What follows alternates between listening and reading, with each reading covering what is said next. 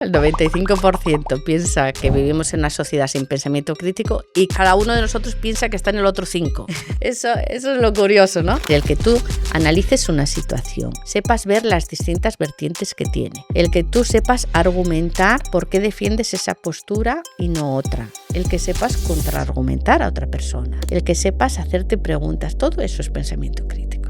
Todas las personas son respetables, pero las opiniones han de ganarse el respeto. Y el respeto se gana cuando tú opinas algo y sabes argumentar. Si la objetividad no existe, ¿hasta qué cierto punto existe la verdad? Tenemos que hacernos la pregunta, ¿cómo puedo saber si es verdad o mentira? Fátima Álvarez es filósofa, experta en pensamiento crítico y ética. Ha escrito el libro ¿Por qué tomarse la empresa con filosofía? Cuando le preguntan cuál es su propósito, lo tiene claro: ayudar a pensar. ¿Y se puede aprender a pensar mejor? Muchas decisiones fallan porque el criterio que utilizas para tomar la decisión no son los adecuados. Yo he preparado, Fátima, 3 casos. ¿Qué proceso armaría para darle espacio al pensamiento crítico y que le ayude al menos a tener una visión más clara, a tomar la mejor decisión? Sé que me sobran unos kilos, he visto que hay una dieta ahora muy conocida o hay un medicamento que te ayuda a perder peso sin tenerte que poner a dieta. Sí. ¿Qué hago? Ahora imagínate que ha salido el último móvil del mercado y lo quiero, pero no tengo suficiente dinero para comprarlo. Pero tengo la opción de pedir un crédito. Un aprendizaje en la vida, de esa vida buena, es aprender a valorar lo que es digno de ser valorado. Dentro de la filosofía no cabe la autoayuda, porque es siempre una reflexión y una lección personal, no hay recetas, no hay maneras de hacer. ¿Por qué estamos tan decepcionados con el sentido común de los demás? ¿Tiene sentido? Tiene sentido. ¿Tiene sentido? ¿Tiene sentido? Tiene sentido. ¿Tiene sentido? ¿Tiene sentido? ¿Tiene sentido?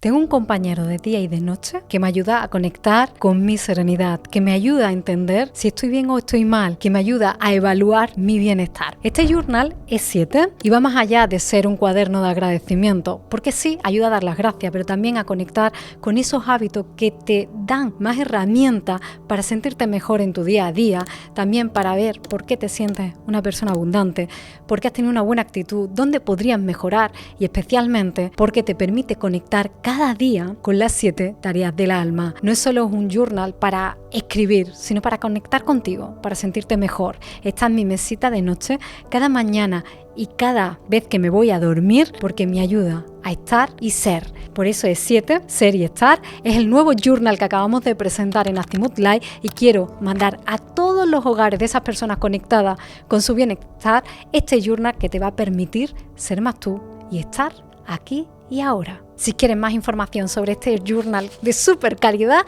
te dejo el enlace en la descripción donde tendrás acceso a conocer todas las características.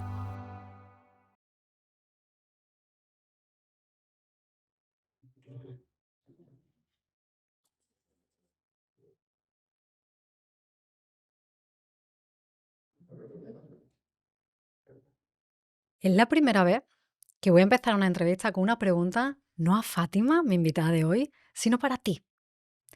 ¿Por qué crees que Fátima ha encendido una vela antes de empezar esta conversación? Te dejo 2 segundos para que lo pienses. Si te apetece, compártelo en los comentarios, porque yo ahora le voy a preguntar a Fátima. Pero primero, danos tú la respuesta. Fátima, yo necesito saber la respuesta. ¿Por qué hoy nos has pedido, y para ti forma parte de un ritual, encender una vela?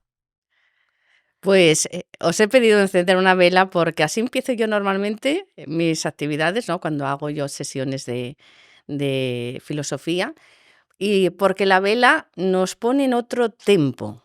¿Mm? No solamente estamos en este tiempo, pero con otro tempo. Quiere decir que el tiempo nos lleva muy rápido y, sin embargo, cuando hablamos de estos temas que vamos a hablar hoy, necesitamos entrar en otro ritmo. Y ese es el tempo de la vela, de permitirnos el lujo de repente parar un poco y disfrutar de esta conversación que vamos a tener tú y yo.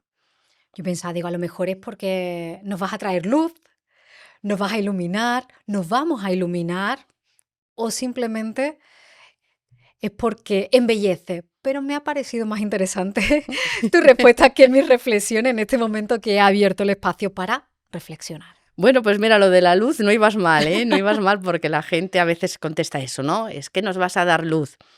Y bueno, no exactamente, porque, y esto a veces yo lo cuento, ¿no? Estamos habituados a tener o las cosas muy claras o a veces muy, muy negras, muy oscuras. Y la mayoría de la vida transcurre en el claroscuro. Y si ahora de repente apagásemos la luz aquí, de repente la luz de la vela nos proyectaría sombras, ¿no? Unas zonas más claras, otras más oscuras, el claroscuro. Y en ese claroscuro nos movemos la mayoría del tiempo. Hoy vamos a hablar de filosofía. Sí. Y yo tengo la sensación, no lo sé, quiero que tú me des luz en esta respuesta, que se habla hoy más de filosofía que hace 10 años. ¿Es así o es una percepción solo mía? Pues claro, yo así seguro no lo podría decir, ¿no? Pero sí, yo comparto esa impresión, ¿no? Que se habla más de filosofía a nivel de la gente de la calle.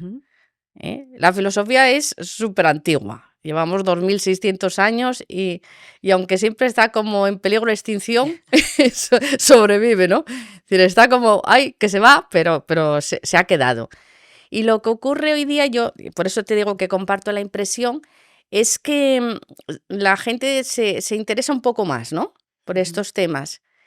Y además también se ha producido, es como un encuentro, porque por parte de los filósofos, de los que somos profesionales, hay también una pequeña tendencia a salir de lo que es lo académico y acercarse a la vida práctica.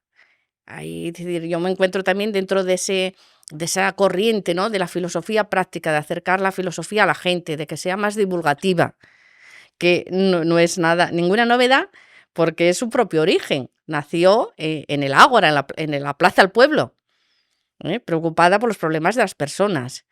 Y bueno, pues hay cierto movimiento dentro de los profesionales de llevarla a la Plaza del Pueblo.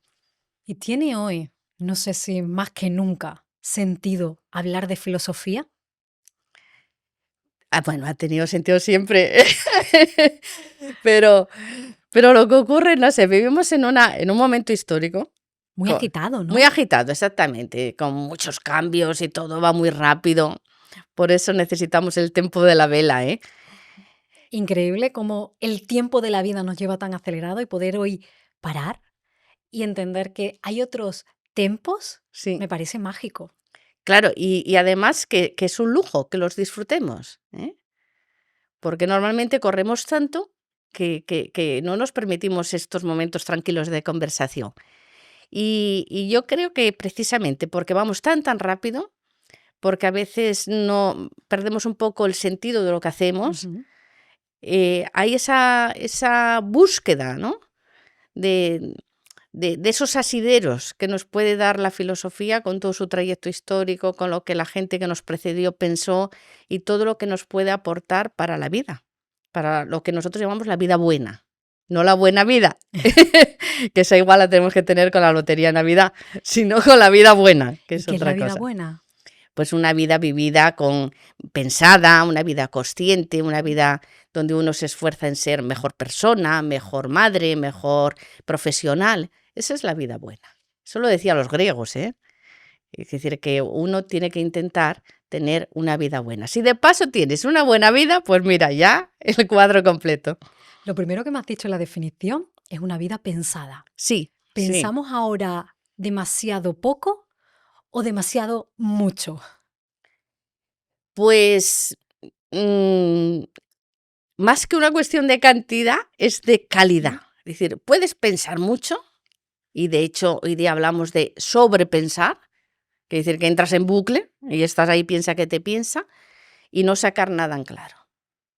Entonces, es más la calidad de cómo piensas. Eso es lo que marca la diferencia. ¿Y cuál es la diferencia entre pensar y pensamiento crítico? Pues ahí va la calidad, ¿eh? Eso marca la calidad, mira. Pensar, digo yo, pensamos todos, ¿no? Eso es una cosa evidente. Incluso a veces es difícil dejar de pensar. Esto es complicadísimo, porque sí, Pues si tú haces, qué sé yo, estas cosas de meditación, mindfulness o eso que dices, bueno, pues concéntrate, deja los pensamientos como un carrusel pasar y tú te enganchas ahí de, tengo que hacer la compra cuando salga o cosas de esas, es muy complicado, ¿no? Dejar de pensar. El asunto es cómo pensamos. Entonces, el pensamiento crítico significa tener una buena construcción de pensamiento. Quiero decir que, bueno, parte ya de cuestionar las cosas, de aprender qué criterios tienes a la hora de elegir, y es como el esqueleto con el que estamos, vamos, que nos construimos para a partir de ahí aprender, decidir, concluir. Necesitamos tener esa buena estructura de pensamiento, de pensar con calidad, porque muchas veces hay ruido, ¿sabes? Un montón de ruido en la cabeza. O casi siempre. O casi siempre, y entonces pues ahí no sacas nada. Entonces no es que pienses mucho, es que aprendas a pensar mejor. ¿Y se puede aprender a pensar mejor? Sí, claro. Sí, Nos vas a dar muchas claves hoy, ¿no, Fátima? Se puede aprender a pensar mejor. De hecho, todo el mundo habrá oído, ¿no? Esto en los colegios se debería de estimular el pensamiento crítico, no lo hacemos. Claro que se puede aprender y de hecho se aprende. Es decir, existen formas de desarrollar el pensamiento crítico. Antes de entrar en esa forma, me gustaría preguntarte, es más una opinión casi creo que personal para ti, porque he leído que el 95% de los españoles piensa que vive en una sociedad sin pensamiento crítico. ¿Por qué tenemos esa imagen de nosotros mismos? No sabemos pensar. Y además pasa eso, ¿no? El 95% piensa que vivimos en una sociedad sin pensamiento crítico y que cada uno de nosotros piensa que está en el otro 5%. Eso es lo curioso, ¿no? Pues, no, hombre, no es que no sepamos pensar. A ver, todos tenemos, es una capacidad que tú tienes, ¿no? La capacidad de pensar críticamente la tienes de entrada, por el hecho de ser una persona ya la tienes. Pero eso se desarrolla o no se desarrolla. Yo a veces lo comparo con aprender a nadar. En principio todos podemos aprender a nadar, pero no todos nadamos igual de bien, ¿no? Pero hay clases para aprender a nadar, pero Sí. ¿dónde están las clases para aprender a tener un pensamiento crítico? Claro, porque tú vas a clases de natación. Claro. Vas a clases de natación y ella te enseña. Pero por eso es lo que falta, ¿no? El enseñar a la gente. Y luego, pues, no todos partimos del mismo nivel, todos podemos mejorar, eso sí. Es decir, a cualquier edad puedes mejorar. Igual que a nadar, pues aprender a los 70 si te pones, ¿no? Entonces, pues bueno, lo que hay que hacer ahí es enseñar a la gente cómo y sobre todo crear escenarios donde eso ocurre. Porque tú a nadar vas a una piscina. Normalmente el curso de natación, la piscina del pueblo, te vas y nadas, ¿no? O del barrio. Pero para pensar hay que también crear ese escenario. Dice, si no hay agua, nunca nadas. Pues si no creas los escenarios, tampoco es probable que tú aprendas a pensar así espontáneamente. Depende mucho del ambiente en el que has estado, de la educación que has recibido, de tu propia curiosidad, de esas cuestiones depende. Por ejemplo, es como ya no podemos cambiar qué hemos estudiado ni el contexto en el que hemos crecido, Sí. pero sí, hoy puedo tomar la decisión de, oye, yo quiero entrenar mi pensamiento para tomar mejores decisiones, para saber qué tengo que hacer en cada momento de mi vida. Sí. Ahora, ¿qué puedo hacer? Es decir, ¿cómo puedo construir nuevos escenarios que me ayuden a construir ese pensamiento crítico? Bueno, pues mira, te voy a contar cómo lo hago yo. Pues yo me dedico a esto, a formar a la gente en el pensamiento crítico. Aunque uno piensa siempre uno mismo, que es decir, no, otra persona no hace esa función por ti, eres tú el que piensa, lo interesante es trabajarlo grupalmente, es decir, en grupo. Es decir, hay un grupo que se inicia en aprender a pensar críticamente, o aprender a pensar o mejorar cómo está pensando críticamente. Y a partir de ahí tú enseñas a la gente una serie de cosas. Lo primero, por ejemplo, entender que cuando hablamos de crítico, ¿cuál es? Tú, por ejemplo, te dicen pensamiento crítico y ¿sabes a qué va la gente? A criticar, ¿no? Te dice, hombre, eso consiste en criticar. No consiste en mirar la parte, la sombra de cada pensamiento que tengo. Sí, pero no en el sentido de criticar de De criticón. negativamente, De ¿no? criticón, claro, porque tú lo cuentas y la gente dice, bueno, claro, pues eso criticar. Y claro, si fuera a criticar, pues oye, esto lo traemos de fábrica. No hace falta ir a clase.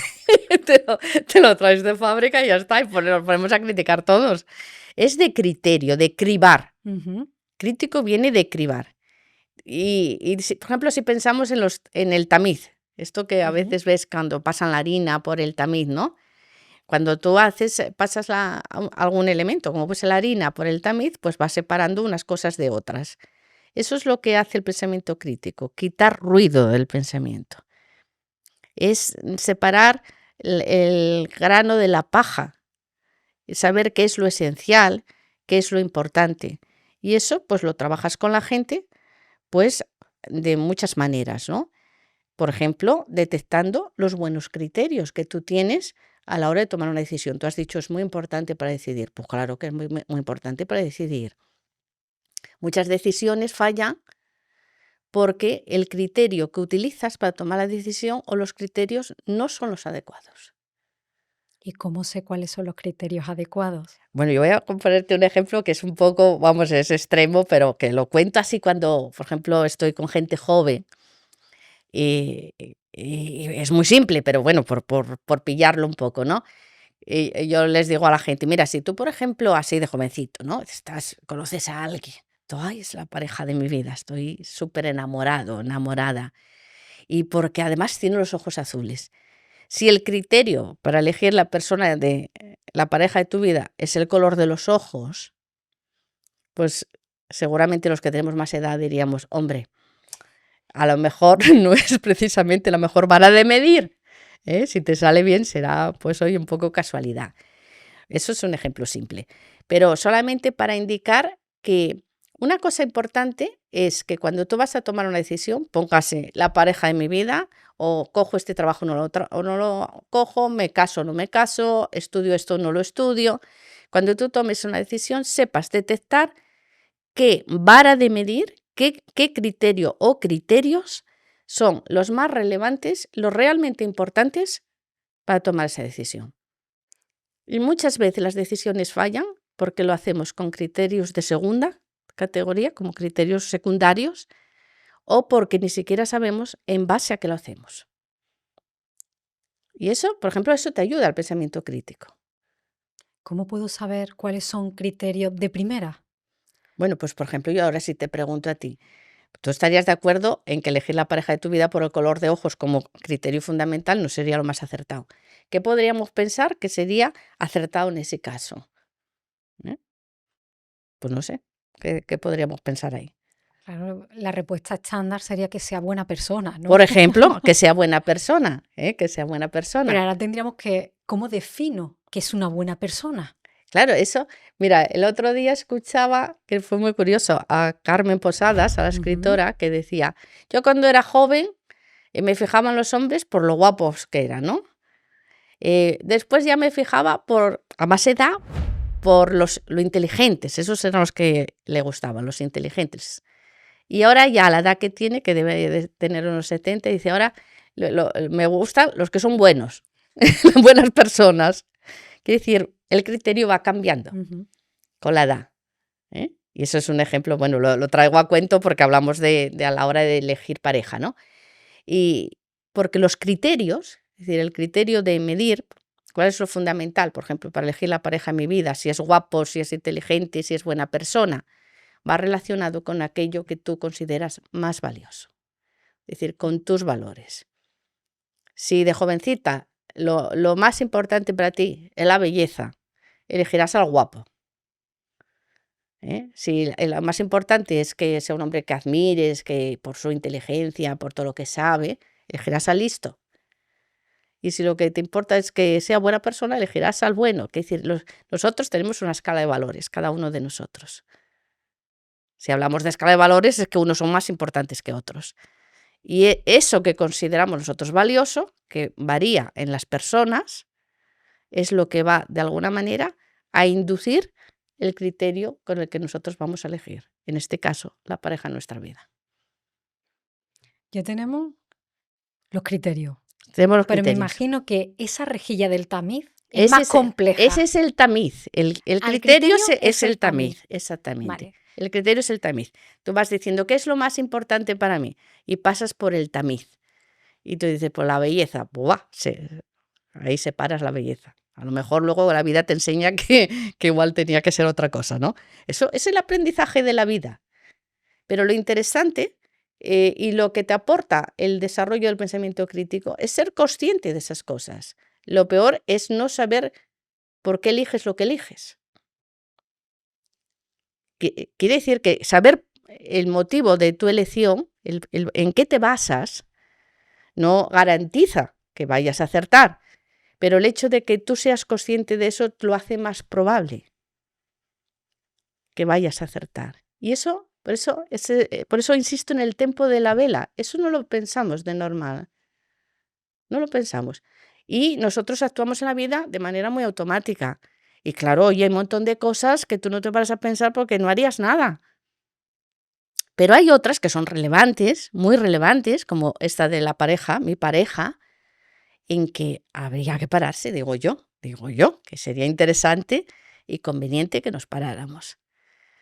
Pues cuando tú trabajas en el desarrollo del pensamiento crítico, empiezas a tener esa sensibilidad hacia este tipo de temáticas que normalmente no las tratamos porque nos parecen que son como muy abstractas. Pero dime tú, si pareja estamos buscando todos los días, eso es concreto y nos ocurre a todos. Y en eso consiste llevar la filosofía a la calle, enseñar a la gente que tiene que ver con sus vidas. Y eso es lo que a mí me interesa. Lo que a mí me interesa es que la gente compruebe que esto tiene que ver con la vida y que te ayuda a vivir.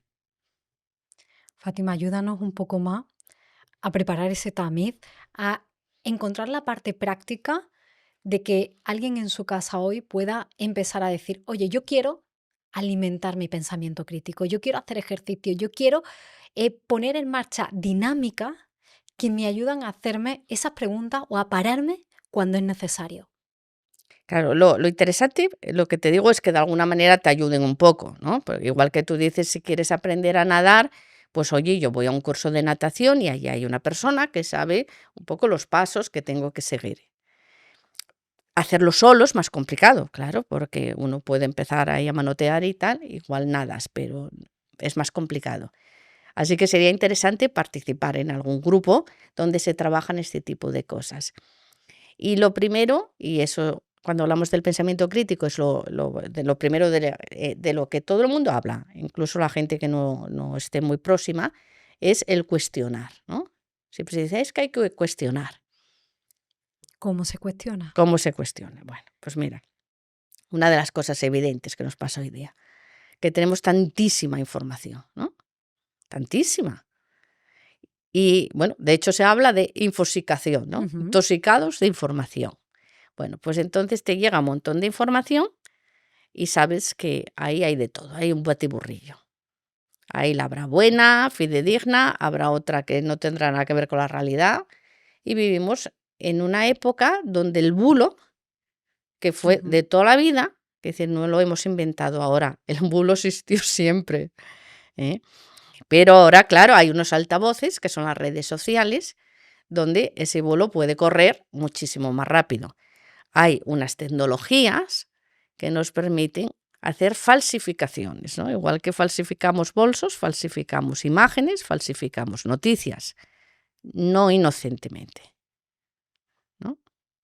Entonces, pues claro, tú te mueves en todo eso. La primero es el cuestionamiento, es decir, de todo esto que yo leo, de todo esto que yo veo, ¿qué será verdad? Yo creo que eso nos lo hacemos todos, ¿no? A ver, te llegan pues constantemente, me imagino, a ti, a la gente que nos oye, ¿no? Pues WhatsApps a lo mejor de cosas que dices tú, esto no cuadra. Noticias, pero noticias de temas serios, de donde ves que de repente todo es mentira o se va descubriendo que todo es mentira. Eso es muy grave. Eso no es una cosa inocua. De hecho, nosotros vivimos en un momento histórico que se habla de la posverdad. La gente habrá oído hablar de la posverdad. Para quien no haya oído hablar, ¿qué es la posverdad? Pues mira, la posverdad es que se distorsiona intencionadamente, eso es lo importante, intencionadamente, la realidad, apelando a las emociones de la gente. ¿Para qué? Para manipular la opinión pública. Es decir, este tipo de noticias, de titulares emotivos que enseguida encienden a las personas, que nos polarizan, y entonces pues ahí empezamos a, bueno, esa manipulación está dirigida, claro, a dónde nos quieren llevar. Sabemos que hay maneras de manipular de forma que la gente se inducir a que hagan ciertas compras, a que voten en esta dirección o en otra. Ese tipo de cosas están por ahí. Por lo tanto, nunca fue más necesario cuestionar. No lo des todo por bueno de entrada. Pregúntate. ¿Es verdad? ¿Es verdad? Claro. ¿Alguna pregunta más para tenerla con nosotros y poder cuestionar? La primera es verdad. Claro, y entonces a partir de ahí tienes que preguntarte, ¿y cómo sé yo si es verdad o mentira? Pues muy complicado. Fíjate, eso es complicadísimo, porque como ahora la tecnología permite esa falsificación tan grande, tú ves que la típica, esta lo hemos visto todos, el Papa con la anorak blanco. Y tú dices, pues será que el hombre pues ha puesto un anorak blanco, qué sé yo. ¿Será verdad? ¿Será mentira? Y lo más peligroso, y hay un filósofo que lo dice, que bueno, se llama Michael Sandel, que lo dice, lo más peligroso es que lleguemos al punto en que no nos importe ya si es verdad o es mentira. Porque ahí estamos perdidos. Si ya me da igual, si ya ni me molesto en averiguar si es verdad o mentira, ya me sirve igual. Si ya no me importa hacer esa distinción, estamos perdidos. Porque además, la mentira, que rula mucho hoy día, mina la confianza en los medios, la confianza entre las personas, polariza. Y la confianza es el pegamento social. Entonces, pues tenemos que hacernos la pregunta, ¿cómo puedo saber si es verdad o mentira? Y ahí entra toda la historia de mira las fuentes, mira otro tipo de noticias de otras, contrasta, y con todas y con esas, cruza los dedos, porque Claro, es porque muy complicado, con esa cantidad de información, cuestionar absolutamente todo es muy difícil. es prácticamente, excepto que te dediques a detectar fake news, Sí, es prácticamente imposible que una persona de a pie lo haga. lo haga. Sí, sí. Bueno, hay alguna plataforma que ya sabemos que se dedican un poco a hacer esa labor de detectar, pero en eso vivimos. Es decir, vivimos en un mundo donde es muy complicado saber distinguir, ¿no?, lo que es verdad y lo que es mentira. De ahí que esta actitud, que es una actitud de cuestionar, la tengamos que tener incorporada. Es una pura defensa, ¿no? No de entrada decir, pues bien, pues mira, sí, lo han dicho. En el otro sitio han dicho otra cosa. Pues mira, ¿cómo será? Que aquí han contado que era blanco y ahí han contado que era negro. Hay que tener cierta alarma encendida, porque sabes que vives en un contexto así, por ejemplo. Las personas que estudian más, que leen más, suele estar relacionado eso con la calidad de tu pensamiento crítico o viene desde otro lugar. Es decir, la fuente de alimentación de ese espíritu crítico Sí. viene de otro lugar o viene de esa Sí. parte cultural o ese hambre, esa curiosidad. Pues mira, son ambas cosas. Hay algo que es actitudinal y eso se aprende, esa actitud.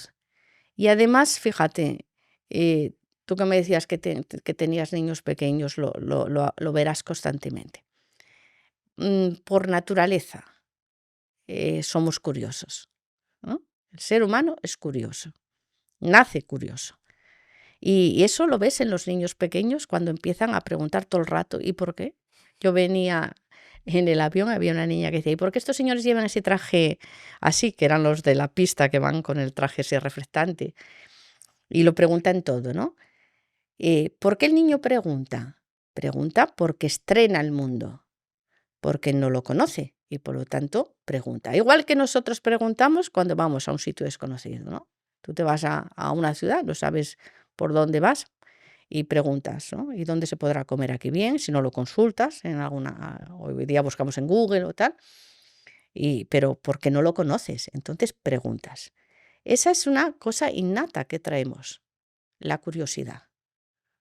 Un niño se pasa ahí la tarde en un charco, mirando a ver qué pasa cuando salta encima del charco. Esa curiosidad se va castrando a lo largo de la vida. Se castra, y eso duele decirlo, en el propio sistema educativo. Cuando no dejamos que el niño pregunte. Queremos niños sentados y callados. No dejamos la exploración. En cuanto pasas la etapa de infantil y te sientan en el pupitre y te ponen una libreta, se ha acabado la exploración. Entonces no se motiva, ¿no? No se estimula. En las casas vamos muy rápido. Cuando el niño te pregunta, lo quitas de delante con cualquier respuesta. No exploras con él. Entonces vamos perdiendo esa curiosidad innata que traemos de fábrica. Hay gente que la mantiene un poco más y hay gente que la mantiene menos, pero consiste fundamentalmente en recuperar esa actitud. ¿Crees que el adulto se avergüenza de su propia curiosidad? Yo creo que no se avergüenza, es que la pierde, la perdemos, ¿no? La perdemos. Y después, cuando me decías si lo de leer y estudiar, hombre, eso ayuda. Claro que sí, por supuesto.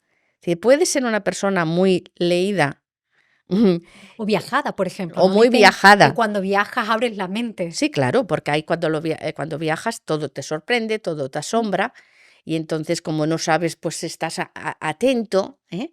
Como dices, uy, esto, y ahora, ¿y por dónde se cogerá el autobús? O estás atento porque son situaciones nuevas. Pero pues, se pueden dar todos los casos, mira, desde gente muy titulada, ¿no? Que digas tú, pues es que esta persona tiene, qué sé yo, 2 carreras, y ves poco pensamiento crítico, puede ocurrir, ¿eh? Y gente que al contrario no tiene estudios, y sí ves esa actitud, pero claro, si se dan ambas cosas, que es lo deseable, el conocimiento y la actitud, pues eso es muchísimo mejor. Es decir, saber siempre te ayuda. ¿Por qué? Porque claro, tú tienes una información de base que sabes que está bien, y esa te ayuda ya a pensar a partir de ahí, no a partir de cero. ¿Y qué barreras mentales, qué pensamientos pueden aparecernos que nos diga, va, eso del pensamiento crítico no lo necesita o ya lo tiene? Es decir, ¿nuestra propia mente puede sabotearnos en esto del pensamiento crítico? Total, total. Sí, sí, sí, total. Porque mira, lo primero, porque la gente no entiende muy bien de qué se trata, ¿eh? El desconocimiento, eso es una cosa lógica, decir, bueno, pues yo pienso todo el día que me van a contar a mí, ¿eh?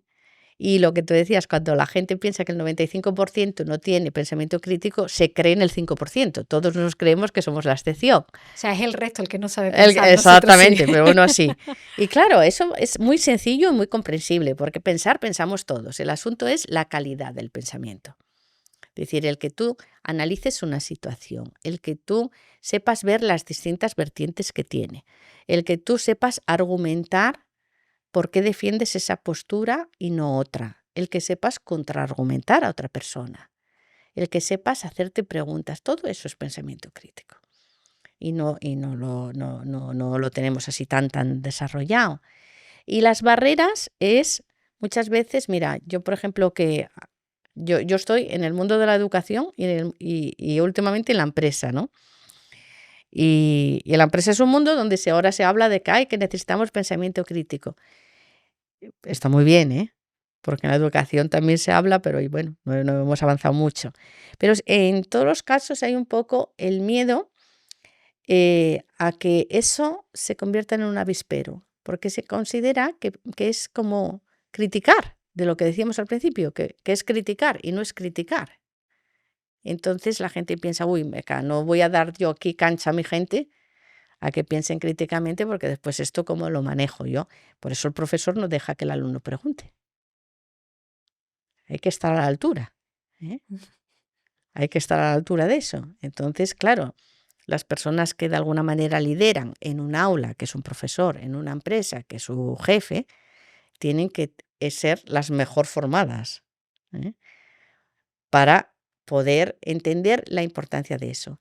Y eso, el trabajo grupal, que es como yo lo trabajo, es especialmente interesante porque tú entonces te vas dando cuenta de cómo piensan los demás, tienes que de alguna manera argumentar lo que tú piensas, tienes que escuchar al otro, empieza ese toma y daca, y ahí es lo interesante el ver cómo, si todos pensamos sobre un mismo tema, nos vamos de alguna manera apoyando y ayudando.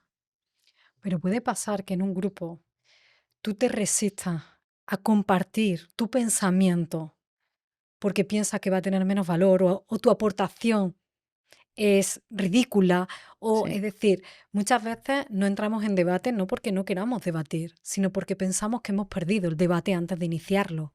claro. Quizá tiene que ver la confianza, la autoestima, pero no siento que en cualquier entorno de compartir no es una tarea fácil. No, claro, es súper difícil, súper Es difícil. tener pensamiento crítico y creer que tu pensamiento Tiene valor. tiene valor o, aunque no tenga valor, no te importa compartirlo y que los demás se rían. Cuidado. Sí, sí, sí, sí, no, no, es tal cual lo dices.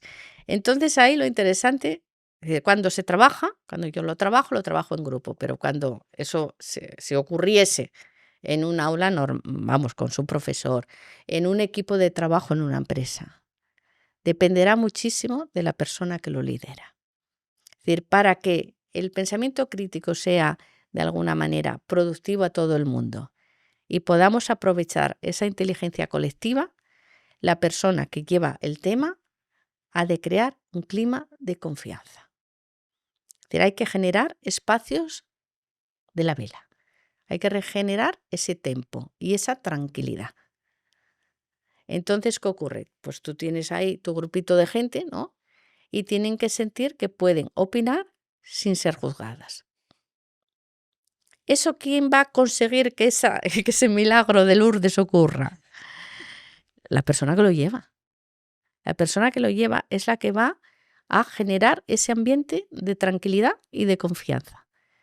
Entonces, y aquí a mí me gusta siempre cuando sale este tema distinguir que es muy diferente el diálogo del debate.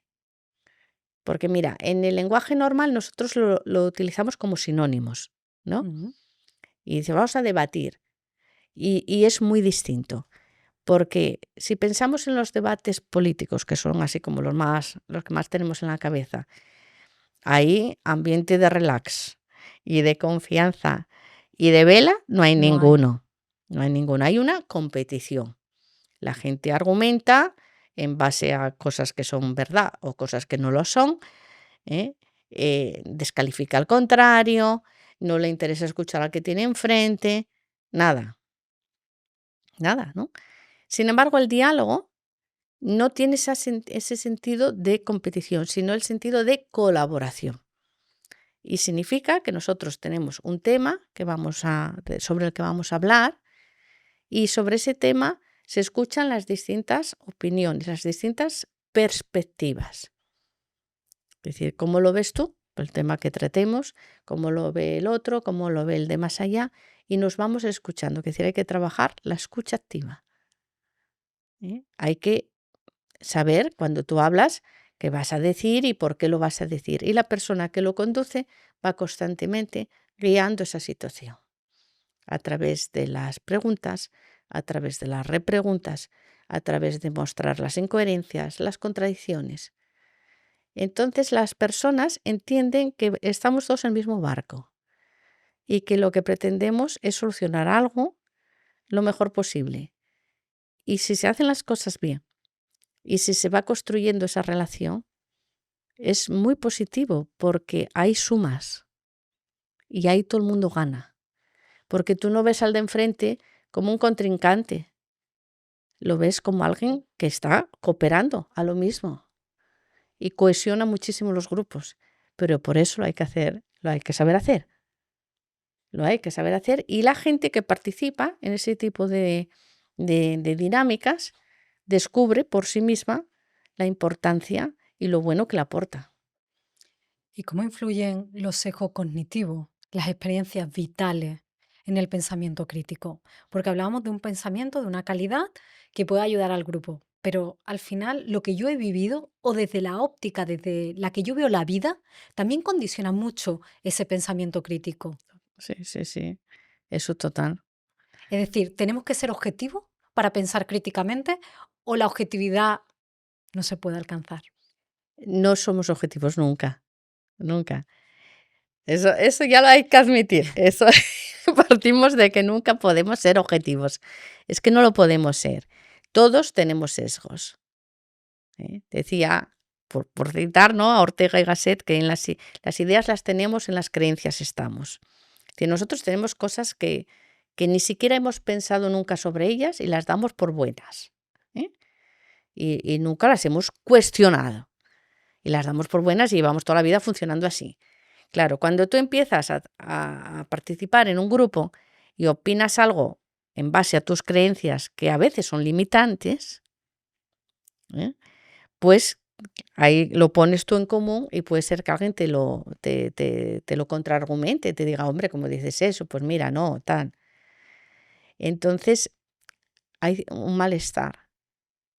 Un malestar que dices, hombre, ¿cómo me está diciendo a mí esto si esto lo tengo yo más claro que el agua? Hay cierta incomodidad. Y por eso es una cosa que tiene mucho que ver con la actitud. Uno tiene que estar dispuesto a esa revisión de uno mismo. A decir, bueno, pues voy a escuchar, voy a ver qué me dicen, luego ya yo me haré mi composición de lugar, ¿no? Pero es importante que uno se puede sentir como, incluso, es importante que no se viva como un ataque, ¿no? Tiene una persona que piensa distinto a ti, no quiere decir que te ataque, simplemente piensa distinto. Por eso hay que distinguir lo que es la opinión de cada uno, la aportación que hace cada uno, de lo que es la persona. Y hay una frase que yo creo que lo resume muy bien, y es la siguiente, mira, todas las personas son respetables, pero las opiniones han de ganarse el respeto. Y el respeto se gana cuando tú opinas algo y sabes argumentar esa postura, por qué lo opino así. Entonces, los sesgos los tenemos todos. Un sesgo es una visión de la realidad que no es tal cual. Es como si llevaras una nube en la cabeza que no te permite verlo todo. Y lo importante precisamente del trabajo grupal es que cada uno llega allí con sus sesgos, yo con los míos, tú con los tuyos, y cuando empezamos a hablar de un tema pueden incluso neutralizarse, porque mi comprensión de la realidad nunca es completa, ni nunca es objetiva, y la tuya tampoco, ni la de nadie. Pero precisamente cuando todos pensamos sobre la misma cuestión, entre unos y otros, podemos acercarnos un poco más a lo que es la verdad, la realidad, tal como es. Puede ser que cuando tú sabes argumentar, contraargumentar, en cierto modo compras una verdad y defiendes esa verdad. Sí, sí, defiendes esa verdad. Y precisamente al compartirla puede ser que se te caiga. Porque si la objetividad no existe, la verdad, ¿hasta qué cierto punto existe la verdad? Pues mira, hay una de las cosas que ocurre hoy día y es pensar que que cada uno tiene la suya. Es lo que llamamos nosotros el relativismo, ¿no? El relativismo moral. Es decir, que lo que yo digo, esto que lo habrás oído mil veces, es que es mi verdad. La gente lo dice así, es mi verdad y esa será la tuya, la mía, la tuya y tantas como personas. Hombre, así no podemos llegar nunca a un consenso, ni a un acuerdo, ni a nada. Entonces, eso es también parte de nuestra época, el infravalorar la verdad, decir, todos son versiones, todo es excesivamente subjetivo, ¿no? Pues precisamente desde la subjetividad de cada uno, porque decíamos, no, ninguno, hay que partir de que nunca somos objetivos del todo, ni nunca lo vemos todo, siempre habrá puntos ciegos en los temas que tratamos, pues precisamente ahí esa puesta en común nos ayuda a que ni sea tanto lo mío ni sea tanto lo tuyo, sino que nos vayamos acercando a una verdad que a lo mejor no la pillamos del todo, pero nos vamos acercando. Pero el considerar que no existe nada que sea cierto, que sea tal cual, es también un peligro, porque nos impide llegar a acuerdos, todo se relativiza, que es lo que pasa hoy día. Todo el mundo defiende lo suyo a capa y espada, y la gente dice una cosa que, fíjate, yo cuando lo oigo digo, bueno, pues ¿qué me has dicho? Cuando la gente dice, yo opino, pues bien, bien, opinas, estupendo. Opino tal cosa, ¿no? Pero la opinión en sí es muy fácil de tener. Todo el mundo puede tener una opinión. El asunto es cuando te preguntan en qué te basas para opinar eso. Y tú me tienes que justificar por qué crees que eso que tú estás diciendo está bien. Y es lo cierto. Y ahí entonces ves que no hay fundamento a la opinión. A veces, otras veces la gente lo puede argumentar. Y ese es el pensamiento crítico. Claro, ese es el pensamiento crítico. Que tú sepas la postura que tú mantengas en la vida, que la sepas justificar. Eso es lo interesante. Esto es como cuando en el cole te ponen un ejercicio y luego te ponen razone usted la respuesta. No, eso justifica la respuesta, ¿no? Esa es la parte del pensamiento crítico, justificar la respuesta.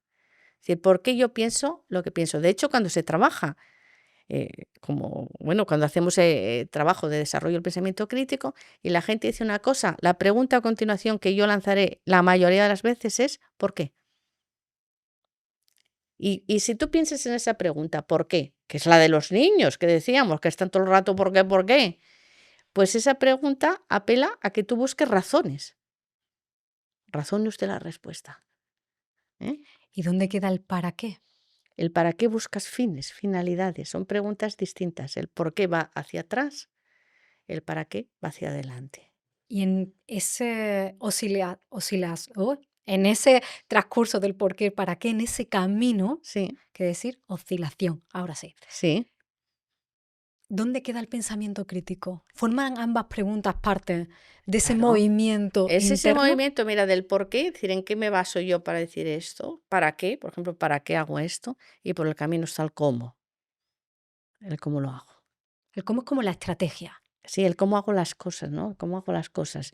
Y hoy día, pues, no está, mira, vivimos en un mundo en que se hacen muchas cosas, todo el rato se hacen cosas.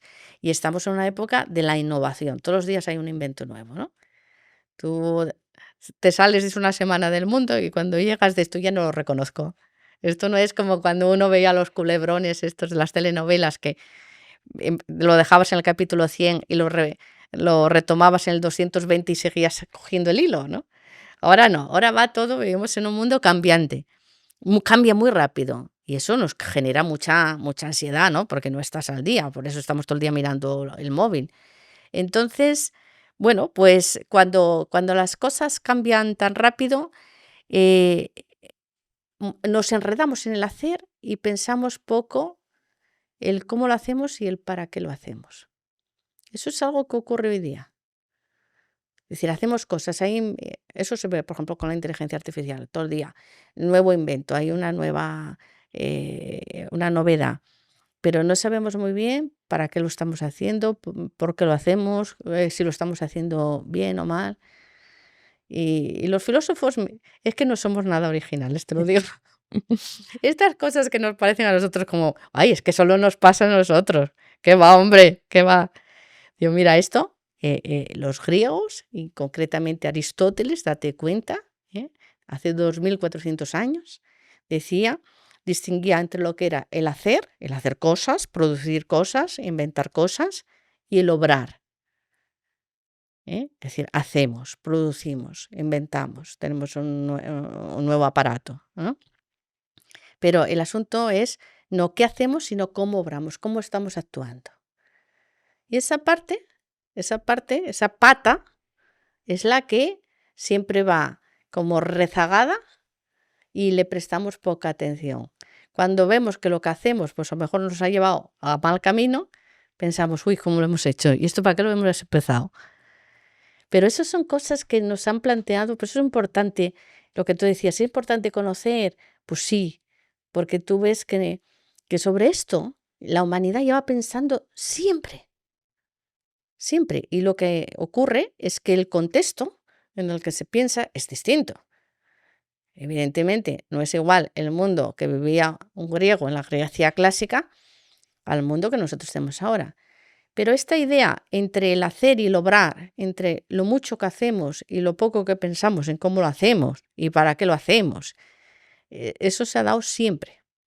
Y hay gente que se ha dedicado a alertar sobre eso. Y ese es el pensamiento crítico, el distinguir, el ver que es diferente hacer que obrar. Es decir, el separar la paja del grano, el pasar por el tamiz. Eso es lo que te da el pensamiento crítico. Saber cuáles son los puntos claves en los que tú te mueves, entender mejor el mundo en el que vives. A eso te ayuda cuando haces ese trabajo. ¿Y crees que el ser humano ha pensado mucho o poco para crear la inteligencia artificial? Sí, ha pensado en... Éticamente, ¿cuánto hemos pensado en crear esa máquina? Bueno, ha pensado en cómo hacer. Es decir, el ser humano ha descubierto que puede descubrir. Eso es una cosa interesante. Cuando teníamos a un hombre primitivo y de repente dio con el fuego, probablemente encontró fuego por azar, ¿no? De casualidad. Y probablemente pues un día dando con una piedra descubrió que podía cortar algo. Es decir, y eso también lo han estudiado los filósofos. Lo decía, por ejemplo, Ortega y Gasset, ¿no? Cuando decía la técnica del azar, ¿no? El hombre primitivo pues descubría las cosas por azar, o de repente que echaba ahí una semilla en la tierra y salía una planta. Y fue haciendo ese descubrimiento por azar. Pero llega un momento en que el hombre sabe que puede inventar.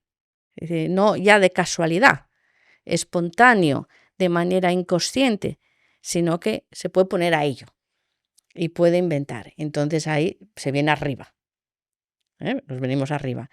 Y claro, esto de ahora que estamos en el boom de todas estas tecnologías, de madre mía, cuántas cosas podemos inventar, y tenemos, pues, oye, todas estas herramientas que pintan como si fueran un pintor, nos hacen un escrito como si fueran un escritor, todas estas cosas. Y eso se nos ocurrió a nosotros. Y nos eclipsamos, ¿no? Porque el hombre se siente Dios, el hombre crea, ¿no? Y crea es como, decir, soy como Dios, mira todo cuántas cosas hago. Lo máximo ya sería crearme a mí mismo, ¿no? Entonces ya, que hacia ahí van ciertas tendencias, ¿no? De ser capaz de crearse a uno mismo. Y entonces, bueno, pues ahí estamos enredados en este tipo de cosas y eso hace que corramos por ahí y vayamos dejando atrás la idea de, bueno, ¿y todo esto para qué? Eso es muy importante. ¿Para qué todo esto? ¿Nos va a servir de algo? ¿Nos va a hacer mejores? ¿Vamos a ser más felices? ¿Vivir más contentos? ¿Nos vamos a extinguir? Nos vamos a extinguir. Y eso va siempre por detrás. Eso va siempre rezagado. Primero tiramos millas y luego miramos a ver, oye, ¿y a dónde íbamos? El a dónde vamos.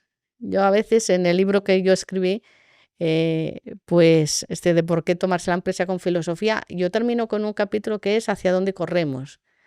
Y es la idea de si sabemos a dónde vamos, a dónde queremos ir, o no lo sabemos. Y entonces pues nos enredamos en el corre, y a veces no sabemos a dónde. Por eso hay que volver a la vela que te dice, bueno, pero aquí esto, ¿para qué lo hacemos? ¿No? ¿Qué pretendemos? No sé si sabemos hacia dónde vamos o no, pero lo que está claro es que se ha abierto un nuevo desafío, que es la inteligencia artificial, que le preguntamos mucho ahora. No nos preguntamos a nosotros ahora, le preguntamos a una máquina y esa máquina a veces es más inteligente que nosotros.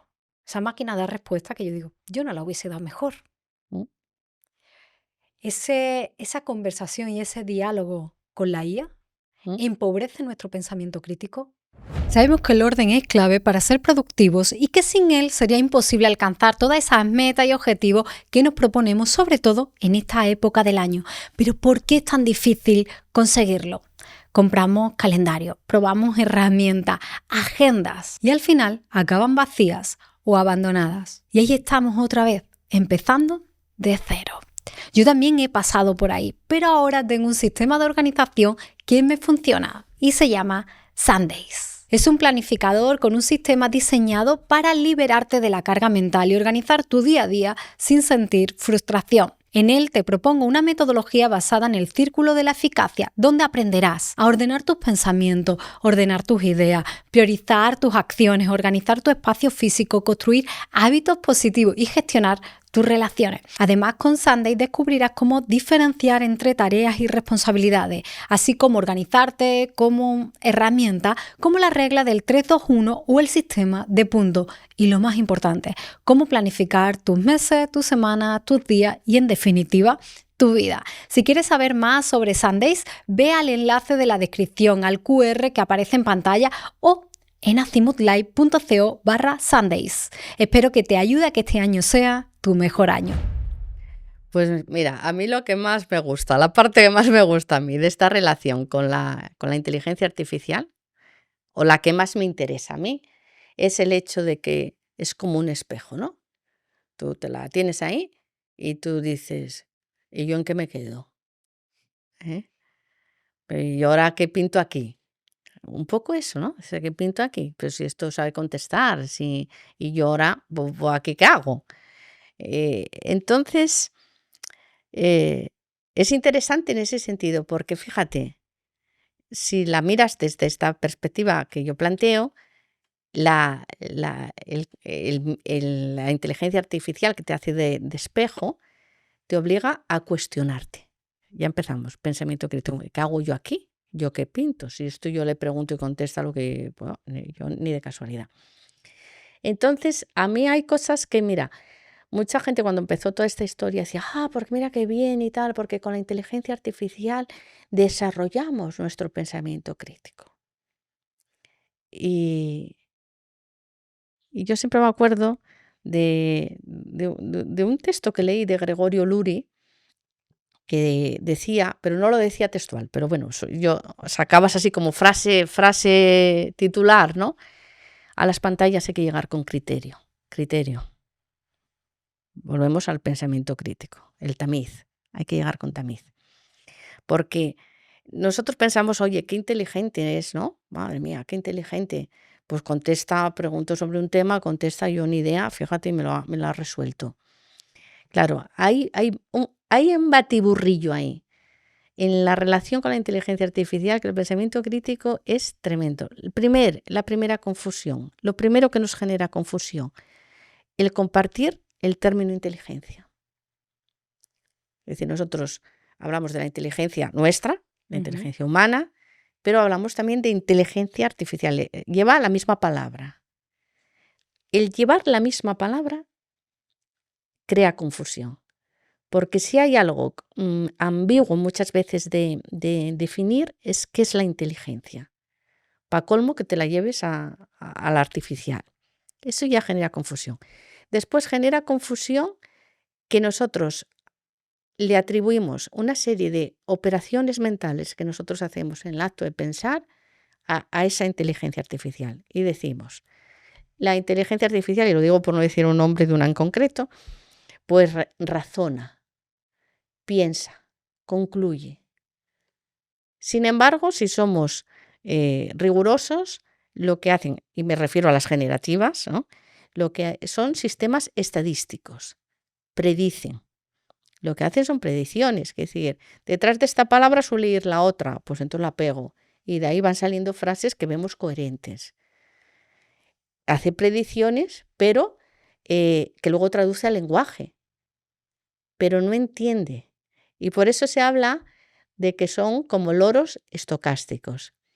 Y yo siempre me acuerdo de un viaje que hicimos, que paramos en un hostal en Francia, en la zona de Burdeos, hostalitos estos pequeños, y por la mañana vamos a desayunar y éramos los primeros en el desayuno. Estaba la señora allí que servía el desayuno y tenía un loro. Y el loro cantaba la marsellesa. Y empezaba el loro, ta, ta, ta, ta, ta, un trocito. Paraba y eso era lo que sabía, ¿eh? Entonces volvía otra vez a empezar. Y otra vez paraba en el mismo sitio y vuelta a empezar. Ya a punto de estrangular al loro, porque claro, todo el desayuno con loro así. Entonces, bueno, este loro yo no puedo con él. Y claro, ¿qué ocurría? El loro cantaba la marsellesa, el trozo que sabía. Pero ni idea de qué era la marsellesa, ni idea que era el himno de Francia, ni idea de que Francia, qué es, ni que existe, ni idea de qué significa un himno, pero canta la marsellesa. Eso es lo que hace la inteligencia artificial. Nos da el resultado sin entender nada de lo que hace.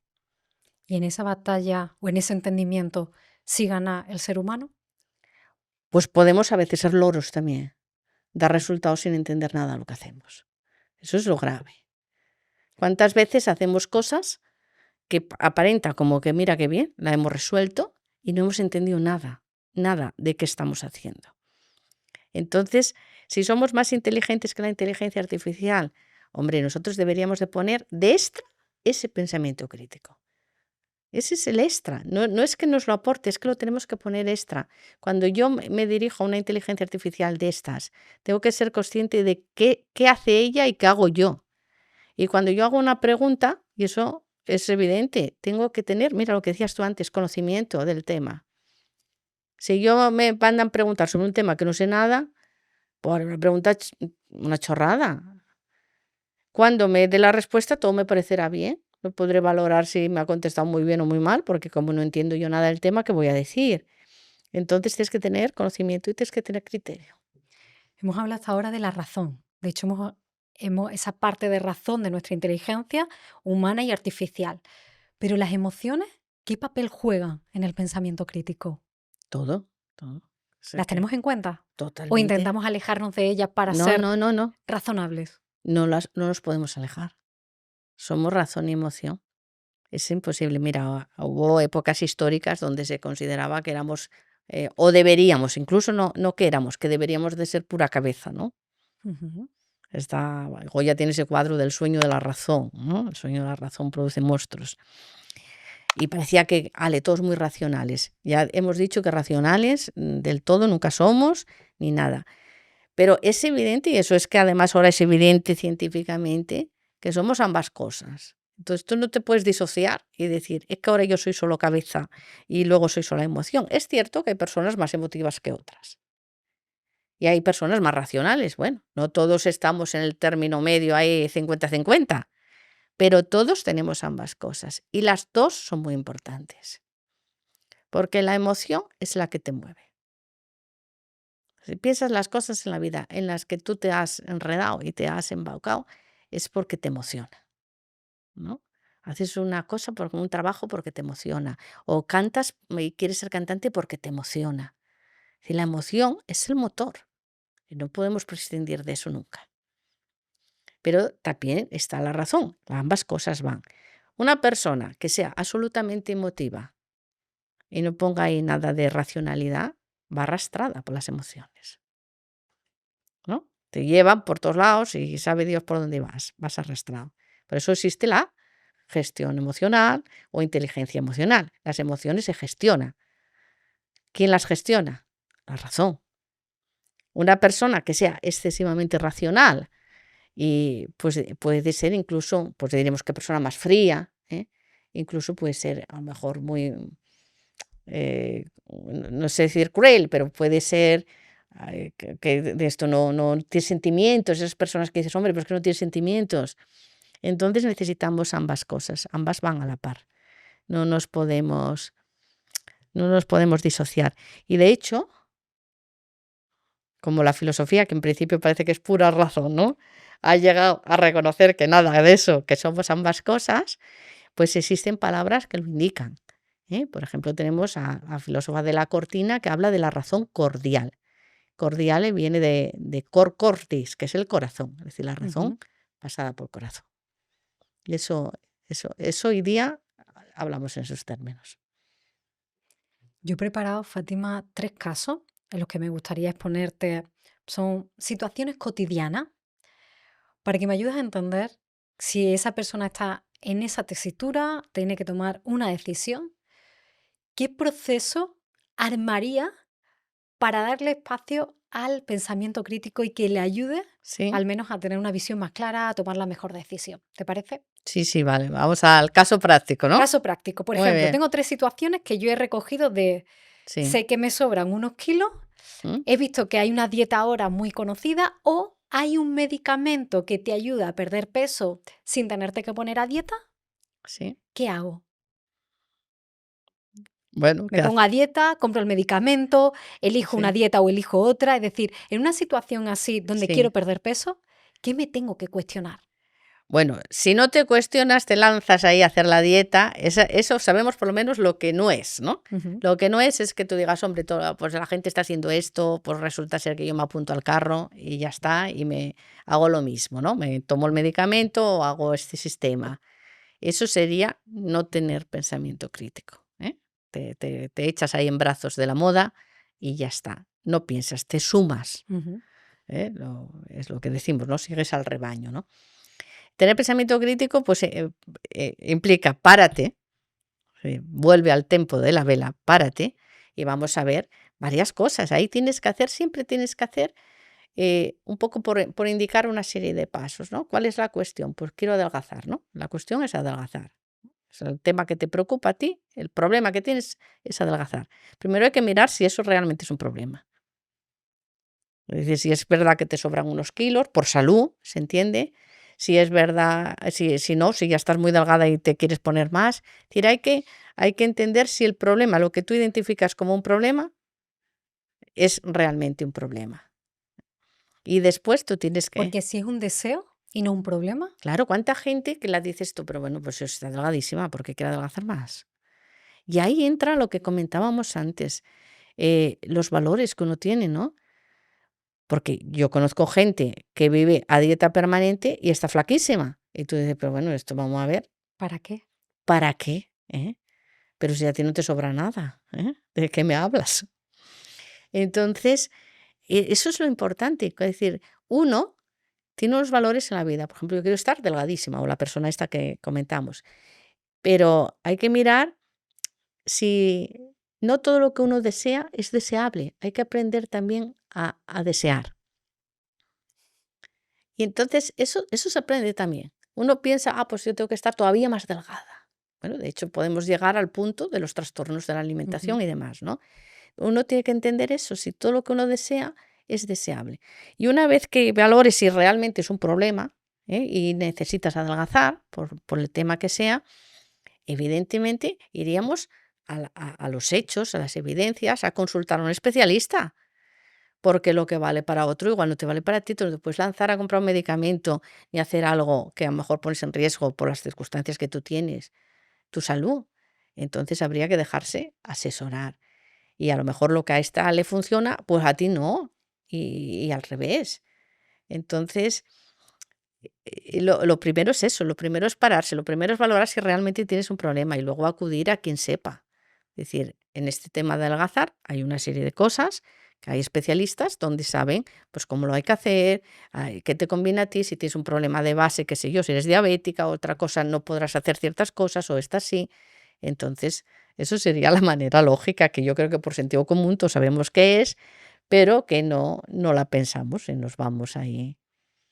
Pues ahora imagínate que ha salido el último móvil del mercado y lo quiero, pero no tengo suficiente dinero para comprarlo.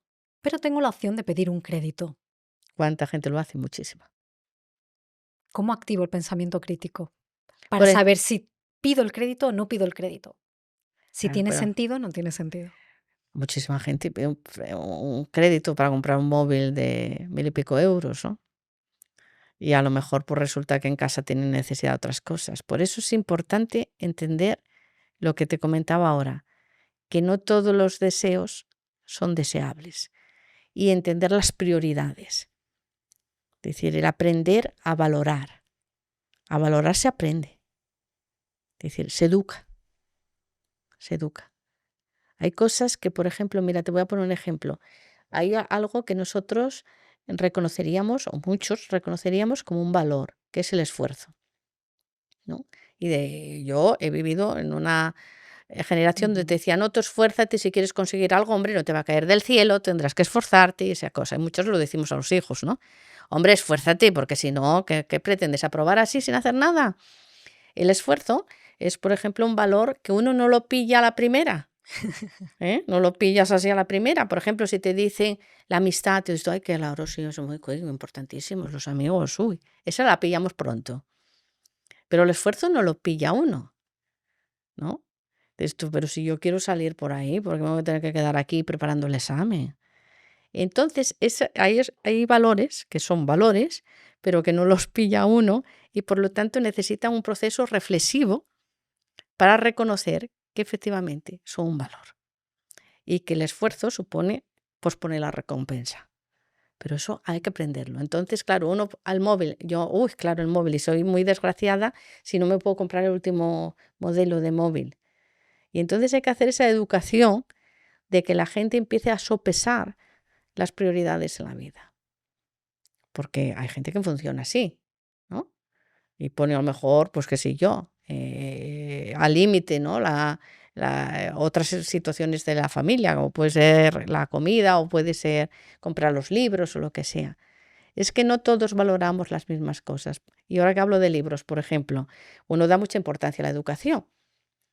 Y tú quieres que tus hijos, dentro de tus posibilidades, pues seguramente se eduquen lo mejor posible y darles las oportunidades. Pero no todos valoramos la educación, no todo el mundo la valora. Entonces, un aprendizaje en la vida, de esa vida buena, es aprender a valorar lo que es digno de ser valorado. Y eso forma parte de un trabajo que hacen las humanidades, tan denostadas hoy día, que son aquellas que nos construyen como personas y que no son precisamente lo que más se promueve. Y ahora un caso práctico, yo diría que un poco más complejo, porque imagínate que llegan las próximas elecciones generales. Mm. Y yo siento que obviamente tengo el derecho, pero por la educación que he tenido, también siento que tengo el deber de ir a votar, porque me recuerda lo que ha costado tener ese derecho. Entonces, Sí. como claro, yo valoro ese derecho, Mm. pero ahora no me siento identificada con ningún partido político y no sé a quién votar, pero quiero ir a las urnas. ¿Cómo desenredo esta situación? Ya, sí, eso. Y creo que cada vez pasa más. Sí, yo Quiero creo votar, que pero no me gusta nadie, ningún sí, candidato o no, candidata. eso yo creo que nos pasa a muchos, que nos podemos identificar. Pues darnos luz. Claro, ahí, bueno, hombre, es un problema. Si yo tuviera aquí la varita mágica, no sé. Ahí hay una cosa, por ejemplo, que yo creo que merecería la pena darle una vuelta, que es que el hecho de que, bueno, si no votas, que dices tú, mira, yo como no veo ninguno que me convenza, pues no voto, pues todos los veo mal. O si votas en blanco, dices tú, ejerzo el derecho de votar, pero votas en blanco. En realidad, tú te adhieres a lo que resulte por mayoría, ¿no? Entonces, es esto como cuando se dice no elegir es elegir también, ¿no? Pues claro, tú no eliges, pero dejas que otros elijan. Entonces, eso a lo mejor es lo primero que hay que pensar, que hay que pensar, que decir que tu implicación lleva a dejarlo en decisión de otras personas. Y en ese sentido, el hecho de que no te mojes, por decirlo así, pues mira, los griegos tenían una palabra que era la palabra idiota. Idiota hoy día es un insulto, ¿no? En la Grecia clásica, el idiota era el que no se involucraba en la vida pública, el que pasaba de lo público, de participar. Y lo curioso es que si tú no votas, pues eres, en términos clásicos, dirían, pues es un idiota porque no se implica en lo que es lo público, lo que nos afecta a todos. Y el problema más grave es que si votas en blanco, también, porque no estás decidiendo, ¿no? O estás dejando que otros decidan por ti. Entonces no sé si el remedio sería dentro de lo malo busca el menos malo y ahí ya cada uno que mire a ver, o no sé cuál es la solución. Es complicada, pero bueno, por lo menos hay que hacer esa reflexión, ¿no? De que el no participar o el participar en blanco, pues es participar de otra manera o dejar que otros decidan. Se habla mucho de tener un estilo de vida, de elegir un estilo de vida, pero con la conversación que hoy estamos teniendo, yo traería otro concepto que es filosofía de vida. ¿Cómo podríamos definir qué es una filosofía de vida? Pues pues es que, mira, para que veas, la vida y la filosofía va ahí un poco de la mano, ¿no? Una filosofía de vida son aquellas que nos dicen, ¿no?, un poco cómo vivir, ¿no? A veces a mí me han dicho, por ejemplo, ahora hay mucho libro de autoayuda, ¿no? Ujú. Y el libro de autoayuda pues te dice que, bueno, pues ciertos, no sé, como titulares, ¿no? Pero dentro de la filosofía no, no cabe la autoayuda, porque es siempre una reflexión y una lección personal, no hay recetas, ¿no? No hay maneras de hacer. Sí ha habido propuestas que algunos han hecho y que están ahí si las quieres valorar, ¿no? Y dentro de ellas, fíjate, hay una cosa, por ejemplo, que yo cuando empecé a entrar en el mundo de la empresa, que como digo que ahora tengo el corazón partido entre la educación y la empresa, me encontré con que en la empresa hablaba mucho del estoicismo, ¿eh? Ujú. Había mucha gente que decía, pues que sí, que se sentía muy identificada. Y yo aluciné, claro. Claro, yo de repente digo, uy, ¿cómo hablan aquí del estoicismo? Y después lo fui entendiendo por el siguiente hecho, mira, eh, dentro de la filosofía, el estoicismo pertenece a lo que se llama la filosofía helenística, ¿no? Y en su época se consideraron como escuelas menores, así un poco como de poca monta, ¿no? O de segunda categoría. ¿Por qué? Porque iban más a filosofías de vida, a maneras de entender la vida o maneras de vivir.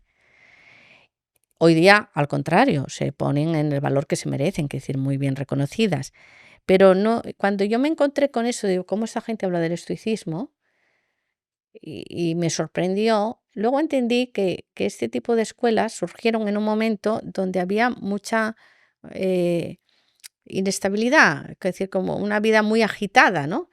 Entonces, cuando la gente tiene una vida así que dices, tú no sé lo que va a pasar mañana, no sé, todo cambia muy rápido, busca de alguna manera algún asidero, ¿no? Y estas filosofías, como las estoicas, pues buscaban la seguridad que te puede dar el hecho de lo que depende de ti. Cuando dicen un estoico, pues es ocúpate de aquello en lo que tú puedes actuar y en lo que no puedes actuar, pues mira, llévatelo lo mejor La posible. dicotomía del control. Claro, claro, es decir, entonces te vas a lo que tú puedes controlar y eso te da cierta seguridad en un ambiente que se mueve mucho como el de ahora. Y cierto alivio también. Cierto alivio, claro, claro, porque vivir en tanta incertidumbre, mira, Kant decía, la inteligencia del hombre es la cantidad de incertidumbre que puede soportar. Es decir, vivir en mucha incertidumbre como ahora, pues bueno, no es baladí, pues muchos problemas de malestar mental y cosas de Ujú. esas, pues eso, oye, nos incomoda porque tú dices, es que yo no sé cómo, en qué pie estoy parado, ¿no? No sé qué va a pasar mañana. Entonces, esas filosofías como el estoicismo surgen en una época también muy agitada y la gente busca algo. Y ese algo, por ejemplo, de los estoicos, de ocúpate de lo que tú puedes, en lo que puedes tú actuar y lo otro, mira, encájatelo lo mejor que puedas, porque no va a haber manera de cambiarlo, pues buscan ese pequeño control, esa pequeña tierra firme que de alguna manera todas las personas necesitamos. Entonces, en ese sentido son filosofías de vida, porque te pueden ayudar a vivir. Es decir, la filosofía no solamente es aquí dar al coco y hablar de cosas raras ni nada. Por eso es importante acercarla a la gente, hacer esa labor que yo, mi humilde aportación, intento hacer, de que la gente vea que puede ayudar en muchos sentidos y que está conectada con la vida de las personas. Y esa filosofía de vida, como yo entiendo, que igual que te decía, ese ideal de la vida buena, ¿no? De intentar ser cada día mejor persona, de buscar la excelencia, pero no la excelencia que te pongan aquí una corona y qué maravillosa eres, sino en tu actividad diaria, pues ser el mejor profesional, lo que comentábamos, ser mejor compañera de vida, ser mejor amiga, esa mejora personal. Lo que hoy día el lenguaje actual llamamos ser tu mejor versión. ¿Eh? Era lo que los antiguos llamaban la vida virtuosa. Ujú.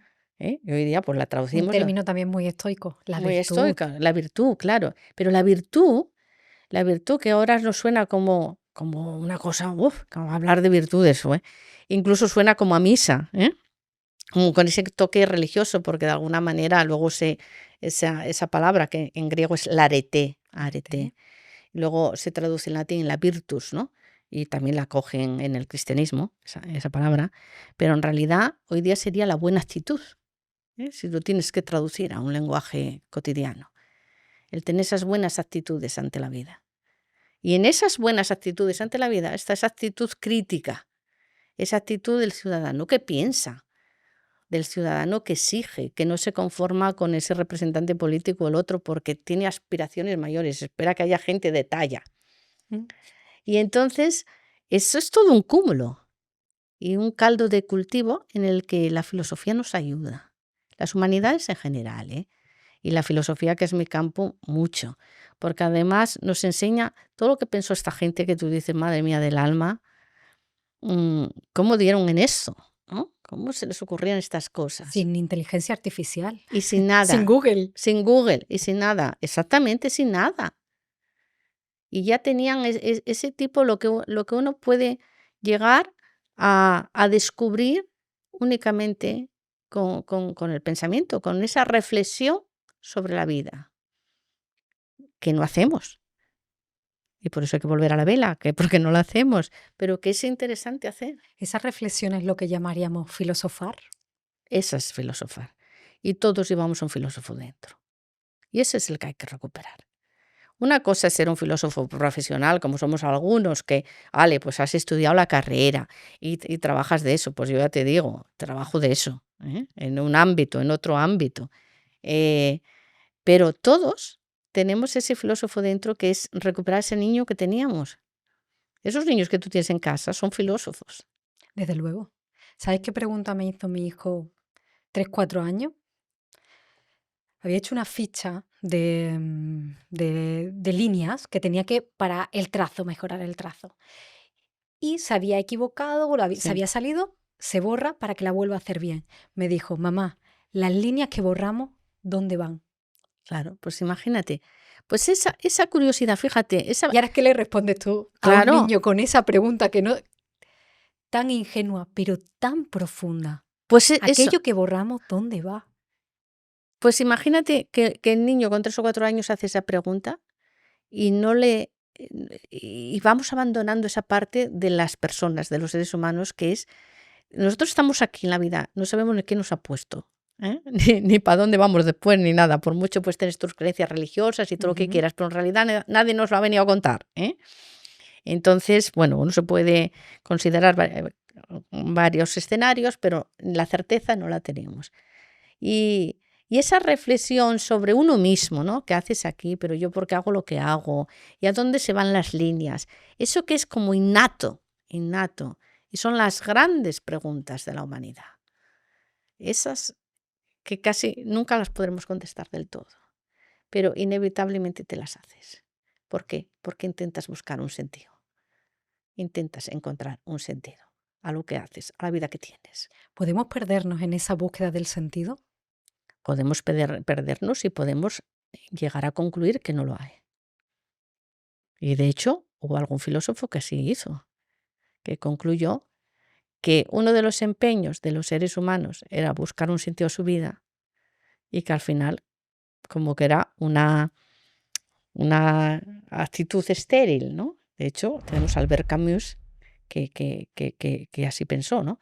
Decía, somos como Sísifo, ¿no? Tirando por la piedra todo el día para arriba, buscando un sentido a la vida, y cuando estás a punto de llegar a la cumbre, vuelve a rodar la piedra para abajo y nunca terminas de alcanzar, ¿no? De entender cuál es el sentido de la vida, pero merece el empeño de volver a subir. Y todos necesitamos tener un sentido. No es que la vida tenga sentido, sino que nosotros le busquemos un sentido. Y cuando uno no encuentra sentido a su vida, pues entonces ya es un problema, ¿no? Esto no, mi vida no tiene sentido, ¿qué hago yo aquí? Eso entonces es un problema. Entonces la necesidad de encontrar un sentido, eso todos buscamos un sentido, intentamos dotar de sentido. Incluso cuando nos pasa una desgracia, ¿no? De perder a alguien querido o alguna cosa de esas. Intentas dar sentido a esa experiencia. Hay gente que a lo mejor después de alguna situación de estas cruenta, pues crea una fundación, hace algo, ¿no? Para que aquello termine teniendo un sentido, sirva para algo, ¿no? Y eso es importantísimo, el encontrar un sentido. Y la filosofía conecta con esa búsqueda del sentido de la vida. ¿Me ayudarías a entender qué es el sentido común? El sentido, que eso que se dice es el menos común de los sentidos, ¿no? Y que antes has sacado el término Sí. y estaba aquí esperando a que tuviera sentido volverlo a traer. Pues el sentido común, yo diría que es ese tipo de cosas que nosotros espontáneamente reconocemos como, hombre, es así, ¿no? Es decir, el sentido común, ante el sentido común todos coincidimos. Cuando algo es de sentido común es que es evidente por sí mismo. Entonces, no hay más que reconocerlo, ¿no? Decir, pues claro, hombre, es que eso es de sentido común. Y decimos, hombre, ¿qué me vas a Pero ¿por contar? qué estamos tan decepcionados con el sentido común de los demás? No, porque yo creo que porque falta eso, falta tamiz, falta quitar paja. Pero las cosas de sentido común son aquellas que son, mira, un Descartes te diría claras y distintas, que son evidentes, que las vemos al primer golpe. Esto, claro, ¿por qué me vas a decir? Bueno, o sea, sí, claro, tiene que ser así. Ese reconocimiento que hacemos, ¿no? Pero el criterio está muy desviado entre unos seres humanos y otros sobre el sentido común. No, yo creo que el sentido común acertamos, no sé, el sentido común es normalmente eso, la evidencia, las cosas que son, que te vienen a la cara y pues ya está, todo el mundo asentiríamos. Recurrimos mucho a él cuando, ¿cómo no lo ha visto si era de sentido común? Pero ¿cómo hizo esto si era de sentido común lo otro? Entonces por eso traía el término, porque me Ya, parece sí, incluso sí. que jugamos mucho, filosofamos mucho con el término sin darnos cuenta. Bueno, porque claro, si tú dices era de sentido común es como diciendo, bueno, esto ya está, yo no lo tengo que justificar, esto ya va justificado solo y te evitas la tarea, ¿no? Claro. El argumentar o el decir algo avalándote en el sentido común te evita a ti la tarea de hacer ese esfuerzo, de decir, porque eso tenía que ser así, ¿no? ¿Y hay espacio para la intuición en el pensamiento crítico? Es que la intuición va con nosotros también, claro. Es que el pensamiento, cuando me decías el pensamiento tiene que ver con la emoción, es que va ligado, ¿no? Y la intuición también, porque la intuición, claro, la intuición es esa, se basa en las experiencias y en los conocimientos, ¿no? Entonces es aquello que no reflexionado, sin ser reflexionado, pues tú ves, ¿no? Tú dices, hombre, ahí decimos, hay personas muy intuitivas. Claro, lo que te detecta son patrones en base al conocimiento que tiene y a las experiencias, ¿no? Tú conoces a una persona y ya intuitivamente, o mejor, que a lo mejor te puedes confundir, pero otras veces aciertas, o situaciones en que dices, es que esto va por aquí y tal. ¿Por qué? Porque has vivido cosas similares y ahí salen a la luz y te las recuerdan. Entonces, una identificación de patrones en base a las experiencias que hemos tenido, a los conocimientos que tenemos, y ahí funciona la intuición. Y hay gente, ese sexto sentido, ese olfato, ¿no? Que no lo sabes muy bien, pero sientes que es así. No conoces el origen, pero dentro de ti sabes que es cierto. Que es cierto, sí. Incluso cuando uno tiene esas, incluso corazonadas que decimos, ¿no? Esas corazonadas, quedas como tan tranquilo como diciendo, eso es así, es así. Es verdad. Y es verdad. Y como es mi diciendo, verdad. Qué alivio, qué alivio. No me tengo que esforzar más, es que esto va a ser así, ya verás que va a salir bien o va a salir mal. Es que tengo una intuición. Eso, hombre, está muy bien porque te da respiro en la vida, ¿eh? Esas intuiciones, no hay que matarse todo el rato a piensa que te piensa. Me he apuntado algunas frases míticas, conocidas, populares, Sí. de filósofos, pero me gustaría preguntarte qué sentido tendrían hoy en la sociedad actual para ti. Sí. Y estoy obligada a empezar por la más clásica, o como hoy hablamos tanto de pensamiento, pienso, luego existo. Claro, ese es un clásico, ¿eh? Eso es de Descartes, ¿no? Y bueno, Descartes, fíjate, Descartes cuando llega a esa frase tan mítica, el cogito ergo sum, pues es porque él que es uno de los que establece, ¿no? el método, pues, de los cursos del método, es el libro de él, pues busca alguna certeza en la vida. Cuando hablamos de la incertidumbre, ¿no? Busca algo de lo que él puede estar tan seguro, que eso sea cierto sí o sí. Y entonces el hombre piensa que te piensa, a ver qué era aquello de lo que no cabía dudar, que era clarísimamente cierto. Y entonces un día se le encendió la bombilla, esto de Eureka, y dijo, hombre, yo no paro de pensar, vaya agotamiento llevo aquí pensando, pero esto ya lo pongo yo de mi parte para poner un poco más de... que lo visualicemos, ¿eh? A Descartes ahí sentado frente a la chimenea, y entonces, pues dice, hombre, de lo que yo puedo estar seguro es que piensa que te piensa, ¿no? Entonces, si pienso, será porque existo, ¿no? Es decir, pienso, luego existo. Entonces, tengo que existir porque si no, toda esta tarea que hago de pensar. Entonces, llega a esa certeza de su propia existencia a través del pensamiento, ¿no? Y muy interesante, esa era, bueno, su primera piedra, ¿no? En cómo él construye después el método. Lo curioso es que uno piensa siempre sobre algo, ¿eh? Entonces se dio cuenta que existía él, pero luego tuvo cierto problema en mostrar cómo justificaba que existiese el mundo, ¿no? Es lo que no es él. Entonces, bueno, si lo hay que llevar a la vida actual, no es precisamente que estemos en la época de vanagloriar el pensamiento. Estamos en una época emotivista. Ujú, Y cuando antes hablábamos de la posverdad, que era esa apelación a las emociones, esos titulares de noticias que tú lees el titular y luego cuando lees la noticia decía, dices tú, esto al cocer mengua, ¿eh? Porque de tanto titular para nada, ¿no? Entonces apelamos a las emociones de la gente y como decíamos, somos razón y emoción, la emoción nos moviliza, pero la razón tiene que poner dirección a esa emoción. Y entonces esa apelación a las emociones de las personas hace muchas veces que nos polaricemos, ¿no? Estamos en una época polarizada. Entonces no estamos precisamente en aupar el pensamiento, sino que de esa balanza ahora se tira mucho de lo que es la emoción y el pensamiento baja y da lugar a ese tipo de cuestiones. Y también, si lo piensa, quiere decir que no tendría esa aplicación en la vida actual, pero sí la puede tener en el sentido de que sí vivimos en sociedades también solipsistas, que es decir, muy centrados en nosotros mismos y muy individualistas, yo, y también ni nos implicamos tanto con lo que nos rodea, ni entendemos que lo que nos rodea nos toca y nos influye. Lo que se decía Ortega, las circunstancias, el entorno. Ahí, por ejemplo, está este tipo de mensajes que hay hoy día. Si no triunfas, algo fallará en ti, ¿eh? Si quieres, puedes. No, hombre, no. Yo quiero un montón de cosas y un montón de ellas no las puedo. Son mensajes de una que van mucho en esa línea de si quieres, puedes, todo lo puedes lograr. No, ponte metas que sean realizables y algunas incluso no las podrás alcanzar nunca. Entonces, tenemos que ser conscientes de hasta qué punto el entorno nos toca, nos determina, no nos determina, nos condiciona.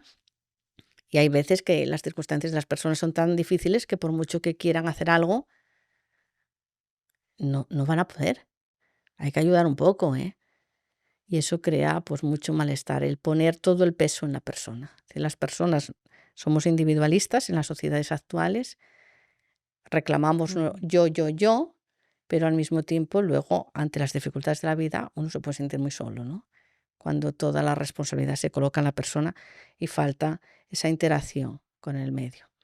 Yo escribo, bueno, en el libro que escribí, de hecho, tengo un apartado que es este de cómo ser comunidad sin ser rebaño. Cómo trabajar la individualidad con el sentido comunitario. Porque somos entre otros. No estamos aquí en una burbuja. Nos relacionamos con otros y esas relaciones nos influyen, marcan nuestras vidas.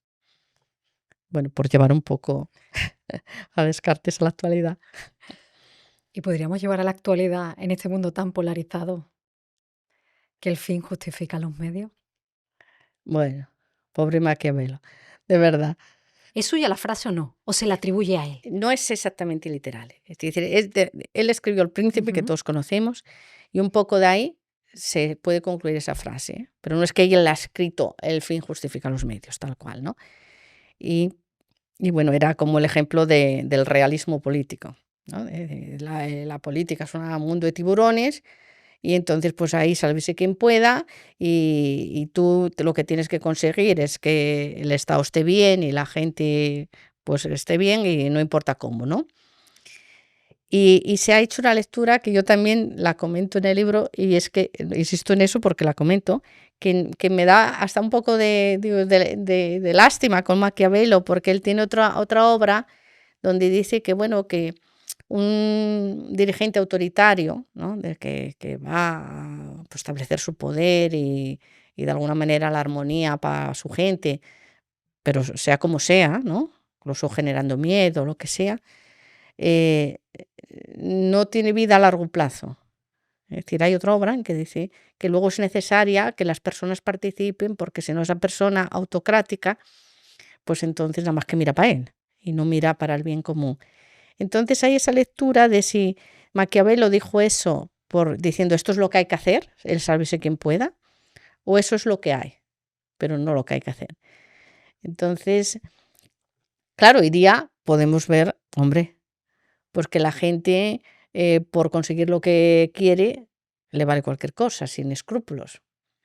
Lo vemos en todos los términos, en el término de la política, en el término de las empresas, en la vida normal. Hay personas que van a lo de ellas, a lo que quieren obtener y no le importa los cadáveres que hay por el camino. Eso, tristemente, pues puede estar de actualidad. Sí. ¿La información es poder? La información es poder, sí, totalmente. Totalmente, la información es poder, claro. Y hoy día es un gran poder. Porque antes los poderes a lo mejor eran más de otro tipo, ¿no? Pero hoy día, pues esto es el que tiene los datos, el que tiene la información, tiene el poder. Y por eso no es inocente que cuando te dicen te roban los datos, te cogen los datos, se venden los datos. No, porque todo eso es poder. Siempre la información es poder, el saber es poder, siempre. De hecho, por ejemplo, cuando ahora, por ejemplo, el mundo empresarial se dice, hay faltan puestos a cubrir, ¿no? Sobre todo puestos que tienen que ver con tareas tecnológicas. Claro, porque quien tiene el saber de esas cosas son 4. Los 4 que saben de esos temas pueden pedir lo que quieran, los sueldos que quieran, porque como son 4, entonces ese saber les coloca en una situación de poder, ¿no? Yo tengo poder porque si me necesitas, pues me tendrás que pagar, porque es que hay 4 como yo y 3 ya están contratados, entonces quedo yo. Entonces el saber te coloca en una posición de poder. Y el poder, y eso habría también un filósofo que lo decía, el poder también determina el saber, qué es lo que es importante saber y qué es lo que es importante que la gente no sepa. Eso también. ¿El fin último de la vida es la felicidad? Pues mira tú. A ver, ¿quién? Digo, que levante la mano el que diga que no quiere ser feliz. No hay nadie.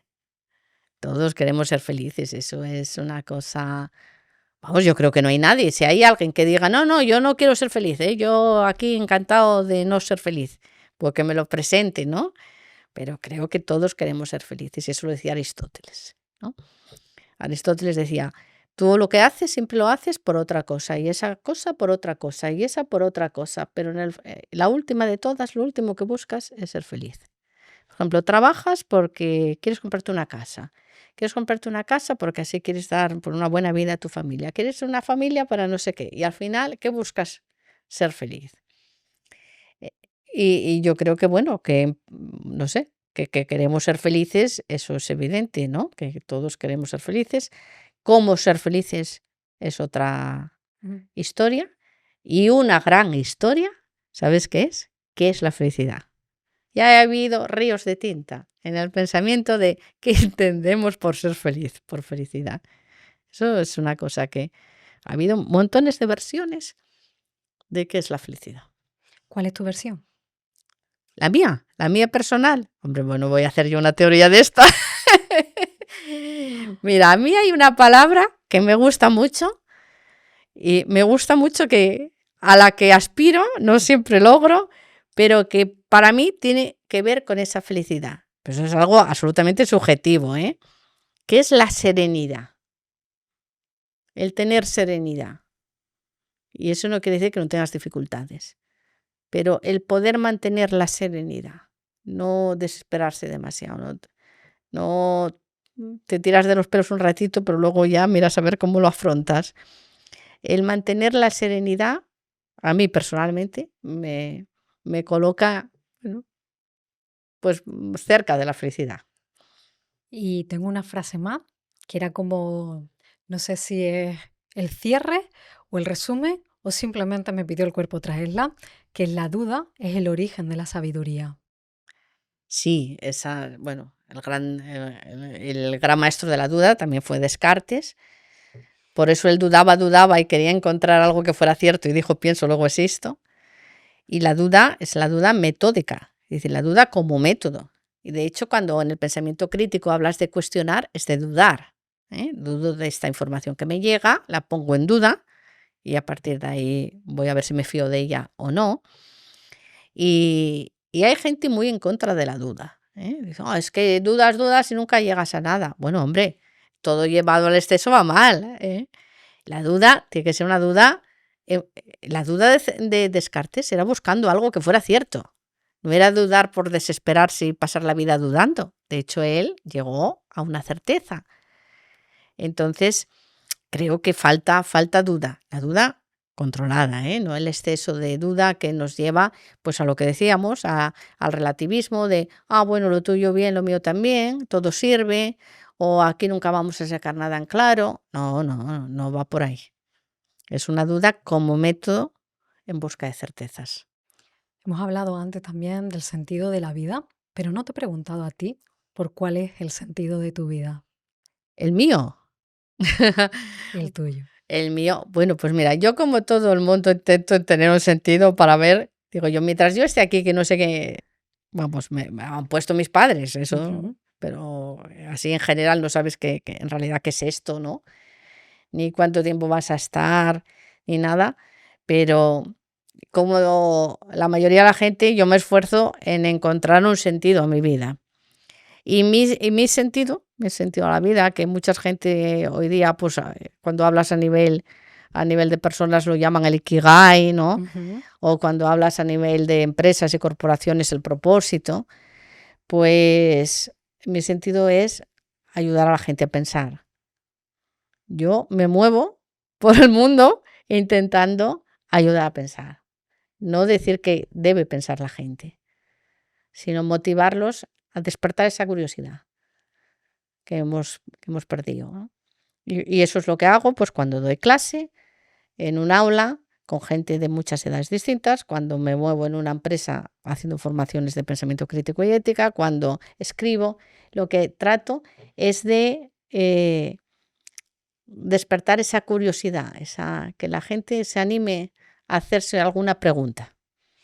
Pues de mi deseo por alimentar mi pensamiento crítico, no sé si como parte del destino, amor fati, lo dejamos ahí, ¿Sí?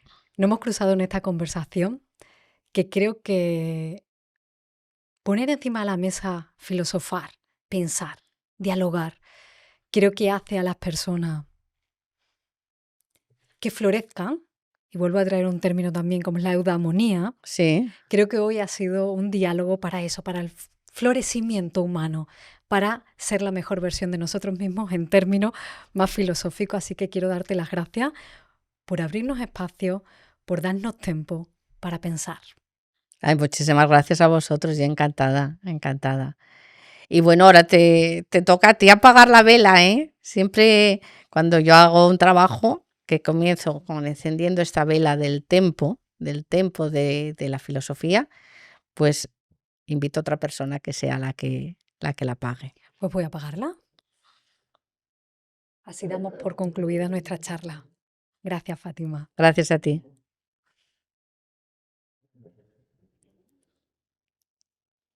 Si has llegado hasta aquí, quiero darte las gracias. Gracias por ver, por escuchar y por ser parte del grupo de personas que busca respuestas y herramientas para vivir una vida con sentido. Y si te ha gustado este episodio, quiero invitarte a dar un paso más. Únete a nuestra comunidad privada en WhatsApp. Allí compartimos contenido exclusivo, sorteamos libros de nuestros invitados, puedes proponer preguntas para las entrevistas, sugerir a quién te gustaría que invitáramos al podcast e incluso recibir invitaciones para venir al estudio a asistir a algunas grabaciones. Además, también accedes a promociones especiales y oportunidades que solo compartiremos con las personas que formen parte de esta comunidad. Únete ahora escaneando el QR en pantalla, haciendo clic en el enlace de la descripción. Muchas gracias de nuevo y espero verte dentro de la comunidad.